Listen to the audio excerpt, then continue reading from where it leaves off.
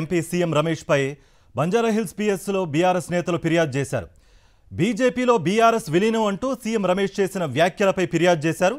సారా వ్యాపారంతో 100 కోట్లు సంపాదించిన సీఎం రమేష్ కేటీఆర్పై అవాకులు చవాకులు మాట్లాడుతున్నారని బీఆర్ఎస్ నేతలు మండిపడ్డారు.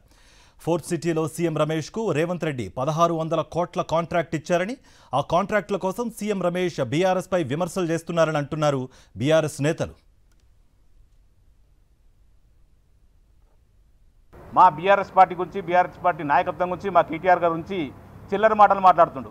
ఒక సారా వ్యాపారి, ఒక బ్రోకర్ పనిచేసే వ్యక్తి మా బీఆర్ఎస్ పార్టీ. అట్లాంటి పార్టీ మీద అంటే చిల్లర వ్యాఖ్యలు చేయడం మేము తీవ్రంగా ఖండిస్తున్నాం. అందుకే మేము ఈరోజు బంజారాజ్ పోలీస్ స్టేషన్లో సీఎం రమేష్ మీద కేసు పెట్టడం జరిగింది. 4 నెలల కింద కేటీఆర్ గారు వేసి బీఆర్ఎస్ పార్టీని బీజేపీలో విలీనం చేస్తాం, బెయిల్ చార్జ్ చూడని చెప్పడం, దీంట్లో వాస్తవం లేదని చెప్పి క్లియర్గా ఆయన మాటలని అర్థమవుతుంది. ఇది కేవలం కల్పితం.